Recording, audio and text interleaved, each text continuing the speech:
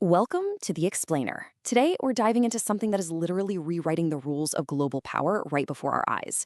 For centuries, superpowers pretty much ran the world by controlling the oceans with these massive naval fleets. But as we're about to explore, that entire playbook is being completely thrown out the window. The physical geography of our planet hasn't changed, but the technology used to control it absolutely has. And it's trapping the world's most advanced militaries in ways they honestly never saw coming. Think about this for a second. 17 kilometers. That's it.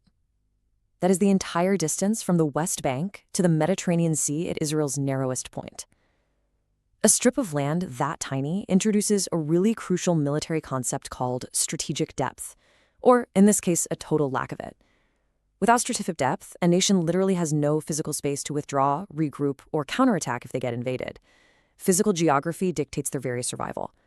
When your vulnerability is just 17 kilometers wide, your military is forced to preemptively fight just to keep threats away from the border. The geography completely forces their hand. Now hold that tiny 17-kilometer strip in your mind and contrast it with this number, 150. That is the number of massive commercial ships that, on a normal day, squeeze through the Strait of Hormuz. Every single day. We are talking about the world's crude oil, natural gas, consumer goods, food, you name it. The sheer volume of global trade pushed through this incredibly narrow, shallow waterway is just staggering. So you end up with these massive economic lifelines forced through geographic bottlenecks, all surrounded by incredibly complex and hostile terrain. Which brings us to the core thesis of this explainer. Superpowers can no longer just shoot their way out of a maritime blockade. Period. We have firmly entered an era where a digital and technological blockade is actually far more dangerous than a traditional naval one. Think about it. In the past, if an enemy wanted to blockade a strait, they had to park a massive, expensive warship right in the middle of it, a giant target that you could track and sink. Today, there's no navy required. They can lock down an entire ocean using cheap, highly advanced asymmetric weapons fired from the back of a pickup truck or launched from a hidden cave on the coast. Section 1. Hormuz, the ultimate trap. So when military planners look at the Strait of Hormuz, they literally see a geographical nightmare. It's not just one target you can capture. It's this incredibly complex patchwork of waterways, islands, and jagged coastlines. And defending those coastlines are things like fiber-optic drones. Just consider these for a moment. These are unmanned drones guided by physical cables that can unspool up to 60 kilometers long. Why does that matter? Because being physically tethered makes them completely immune to electronic jamming. A traditional naval blockade is super vulnerable to a superpower's electronic warfare. But a digital drone-based blockade? It relies on unjammable tech and swarms of cheap, fast attack boats that can completely overwhelm traditional defenses. You can't just jam their radar. This makes clearing a strait an absolute nightmare of attrition. And here is where the math gets absolutely brutal. A digital blockade bleeds traditional militaries completely dry. Defending these waters against cheap drones and missiles is rapidly burning through the U.S. military's most advanced high-tech interceptors.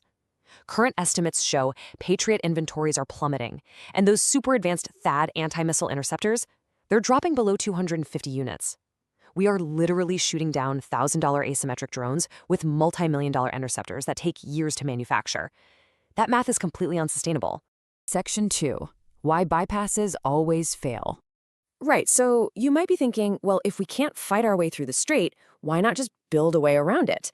And that is exactly the idea behind the Gulf states' frantic rush to build these massive mega projects to bypass contested waters entirely. We're talking huge pipelines across Saudi Arabia, brand new railways out to the Red Sea, massive new ports. But honestly, the logistics just don't add up.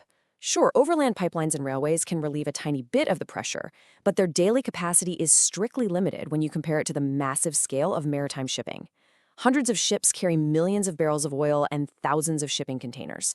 Land-based infrastructure just cannot physically replace that kind of immense volume. Geography sets the rules here, and ships are always going to be cheaper and carry vastly more cargo.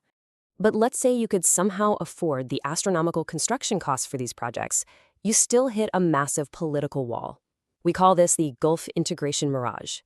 Gulf nations love to talk about these seamlessly connected transport corridors, but underneath that, there is some very deep political mistrust. Look at the 2017 blockade of Qatar by its own neighbors. That proved instantly that regional connectivity can be weaponized against you. From an analytical standpoint, if you're a state like Qatar or Kuwait, Building a massive vital bypass pipeline through your neighbor's territory just looks like you're handing them a giant lever of pressure to use against you whenever they want. Section 3. The Red Sea Domino. Avoiding one geopolitical trap often just lands you right smack in the middle of another one. It's this tragic irony of geography. Saudi Arabia, knowing how reliant they were on the Strait of Hormuz, expanded their east-west petroline specifically to pump millions of barrels of oil to the city of Yanbu on the Red Sea coast. It seemed like the perfect bypass. But then, the Houthis launched their digital blockade at the Bab el-Mandeb Strait, right at the southern entrance to the Red Sea. So Saudi Arabia shifted all these exports away from one highly vulnerable choke point, only to become totally dependent on another one that was actively under fire. Which leads us to another truly staggering number, 50%. Cheap Houthi drones and missiles, again leveraging this exact asymmetric digital blockade strategy, successfully cut global maritime activity through the Red Sea region by roughly half. Think about that. They didn't need a single traditional warship to do this. No massive navy. They just needed leverage and a narrow waterway. It absolutely proves that non-state actors armed with cheap tech can now exert the kind of global leverage that used to be strictly reserved for superpower navies. So shipping companies are basically left staring down a pretty grim choice. Option A, they can try to run the gauntlet of the direct route, facing a very real risk of localized missile and drone strikes. Or Option B, take the massive Suez detour all the way around the entire continent of Africa. That detour causes massive delays, skyrocketing insurance premiums, and kicks off global supply chain shocks. Either way, the asymmetric blockade totally works. It imposes massive, unavoidable economic pain. Section 4. The Taiwan Waiting Game. Let's pivot over to East Asia for a minute and see how all this ties together. Because you better believe China is watching the Middle East incredibly closely, and they are learning a crucial lesson about geography, time, and the extreme costs of maritime conflict. There is this persistent myth going around of an imminent full-scale Chinese invasion of Taiwan by 2027. But honestly, the reality on the ground tells a totally different story. Yes, Beijing is heavily modernizing its military, for sure.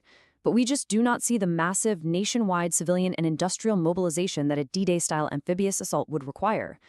An amphibious assault across the Taiwan Strait invites totally disastrous economic ruin, massive global sanctions, and highly likely direct U.S. intervention. For Beijing, that's a massive gamble that could completely wipe out decades of economic growth overnight. So what's Beijing's actual play here? Instead of an outright invasion, they rely on a strategy analysts call strategic conditioning. And this is exactly what we're seeing play out today. It's the slow, steady application of gradual economic, diplomatic, and military pressure just below the threshold of full-scale war. By constantly flying aircraft over the median line and holding these massive recurring military drills, they normalize the coercion. The goal is patient strangulation through economic dependence, until the cost for Taiwan to maintain separation just becomes too high to bear. They essentially want to change behavior way before they actually have to change the map. Section 5. The Illusion of Control. When we tie all these theaters together, from the Persian Gulf over to the Red Sea and all the way to the Taiwan Strait, we really start to see this illusion of control. Traditional military powers are waking up to the fact that they are losing their grip on these global choke points. On one hand, you have these incredibly narrow straits, barely a few dozen kilometers wide. And on the other, you have asymmetric weapons, like Iran's Khorramshahr missile, boasting a range of 2,500 kilometers with a massive payload. Add to that deeply buried bunkers housing 60% enriched uranium that can survive even the most sophisticated bunker-busting bombs. It perfectly illustrates why localized bombing campaigns just fail to achieve any lasting political victory when your adversary has this kind of insane technological and geographic reach. And that creates what we call the ultimate escalation trap for the US and its allies. Just look at the options. If you try to clear a strait by sending in ground forces, they get stranded in totally hostile terrain under a constant barrage of drone swarms. Launch massive airstrikes? Well, that triggers immediate retaliation against incredibly fragile Gulf energy or water desalination infrastructure. In the process, you completely deplete your billion-dollar air defense stockpiles, and you spark uncontrollable region-wide spillover.